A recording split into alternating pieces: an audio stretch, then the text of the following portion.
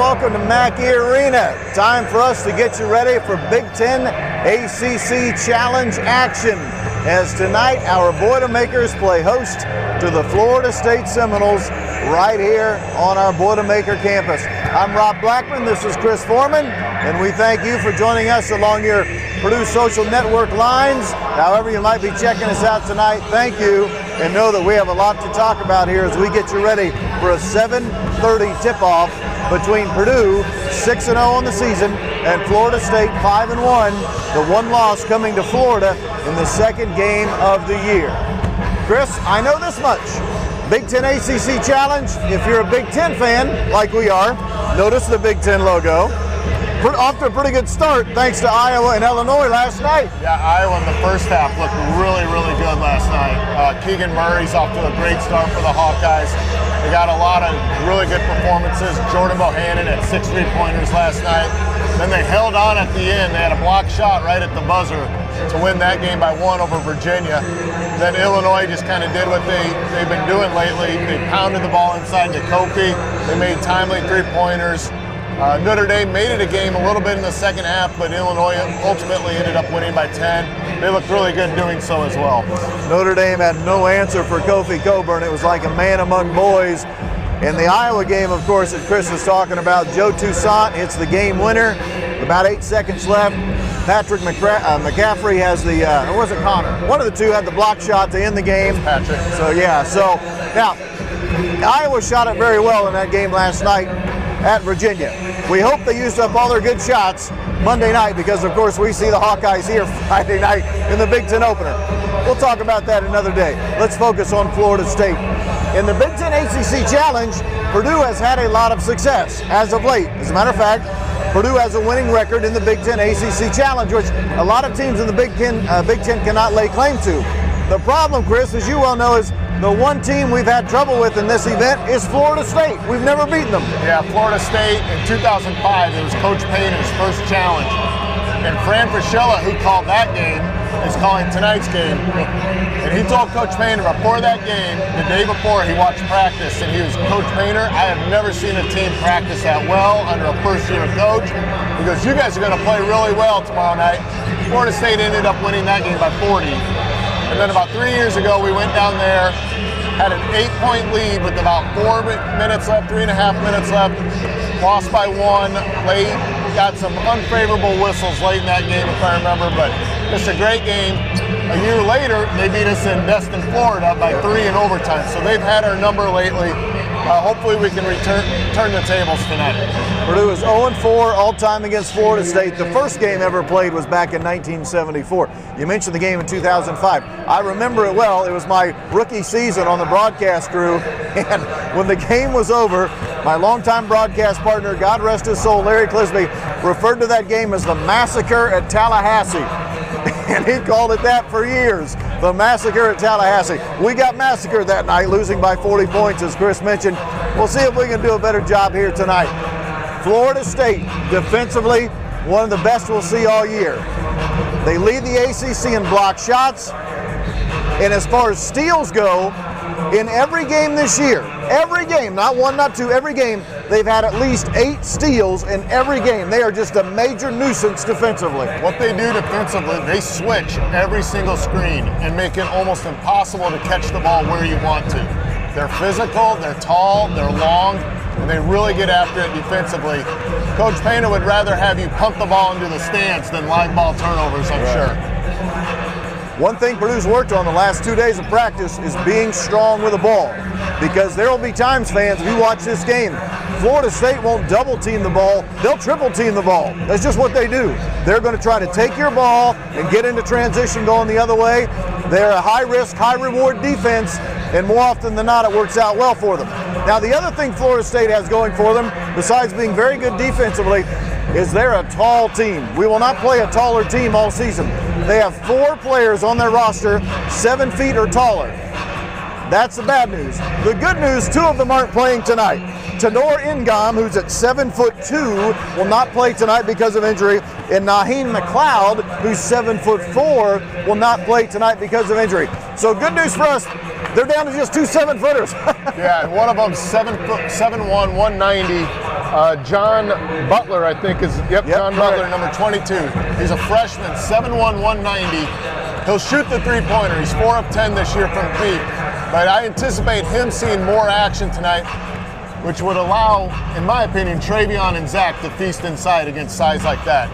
Yes, he is tall, but he is rail thin. Yeah, 190 pounds, like Chris said. Their other 7-footer is Quincy Ballard, 7 foot, 240 pounds out of Syracuse. He hasn't played a lot this year, but again, because of their injury situation, probably a good chance we'll see him play a lot of minutes tonight.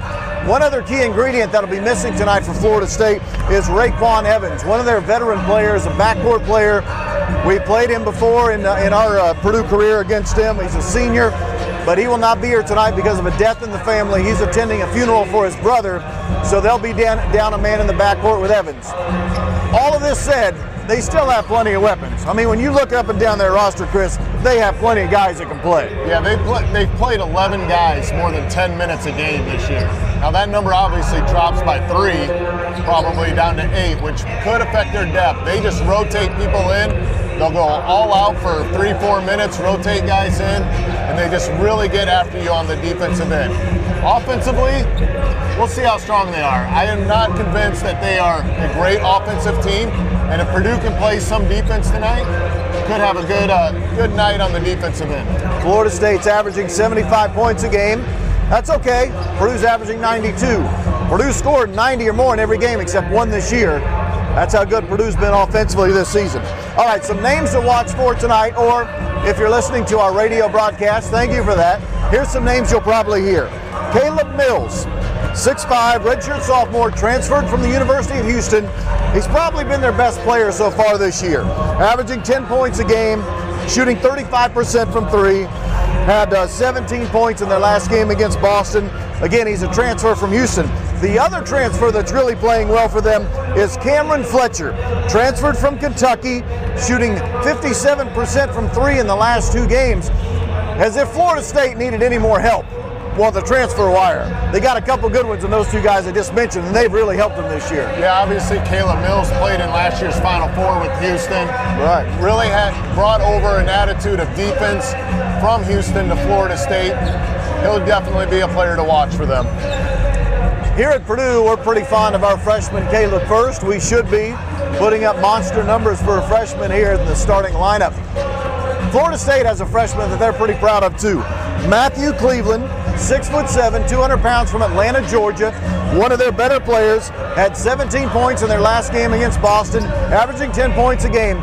Again, just a freshman, but not playing like a freshman. No, he's a freshman that's appearing on NBA draft boards, so you know what kind of talent he has. A couple years ago, Coach Painter, we recruited him a little bit, opted to go to Florida State, just off to a really good start for him. Very athletic, very long. He'll be a tough matchup for the Boilermakers. All right, Florida State, very similar to Purdue in that they have a veteran coach and a coach that has won a ton of games. Leonard Hamilton is in his 20th season at Florida State.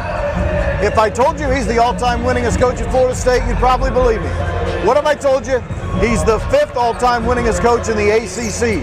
That's how good this guy's been in his career. The guy, if you look at the guy too, he doesn't age. He's like 72, 73 years old. He looks like he's about 50. He's had great programs. A couple years ago, he made runs to the Elite 8, Sweet 16 about every year. He's obviously done very well there, very well respected in the community, and he'll bring a tough team tonight. All right, let's talk about our Boilermakers, what we might expect to see this evening. Zach Edey, for really the first time this year, will face size, his type of size. Other than the North Carolina game, quite frankly, Zach hasn't had to go against big guys, at least this year. Obviously last year as a freshman.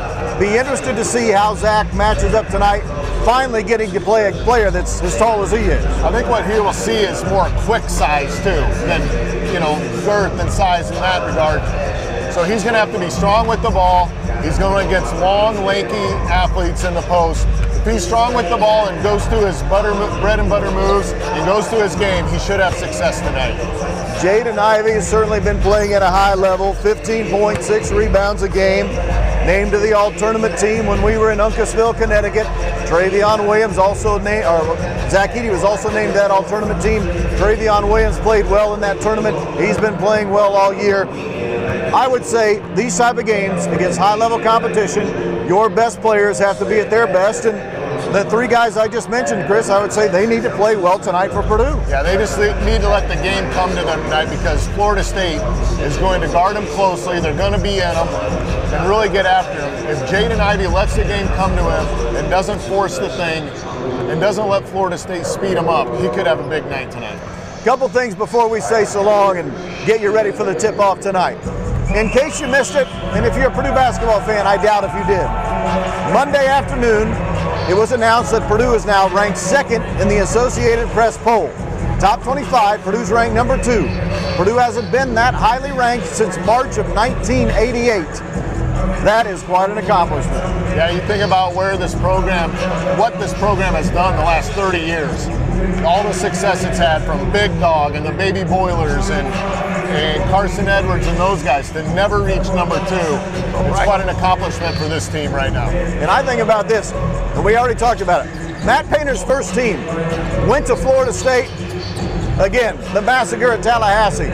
Now we get a chance to play them again 17 years later, and we're ranked number 2 in the country. That's how far the program has come under Coach Painter. Well, I just think my first year here was 9 years ago. We finished last in the Big Ten. Yes, we did. And so I think about that first year and where we are now and how strong the program and the good footing that it's on. It gets you really excited as a Boilermaker fan. Without question. One final nugget for you tonight. Purdue will wear their gold uniforms this evening against Florida State. Purdue doesn't wear the gold very often, but when they do, Chris Forman, it's a good sign. We've won 13 straight games when wearing the golds. Last loss was New Year's Day 2017 against Minnesota. And I was looking earlier today at the margin of victories in the golds. It's pretty significant. So hopefully the big game golds work their magic tonight. 13 straight wins in the gold unis. We hope to make it 14 tonight.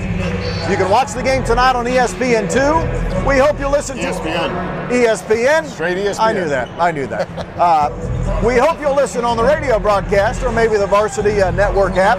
Myself and former Boilermaker Bobby Riddell. Our pregame show begins in just a little bit at 6:30. The tip-off scheduled for 7:31, Purdue and Florida State. For Chris Forman, I'm Rob Blackman. Thanks to Hunter and Corey, who did all the work behind the scenes for us tonight, helping get you ready for the Big Ten ACC Challenge tonight at Mackey Arena.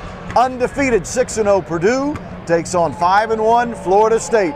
Have a great night, everyone, and Boiler up.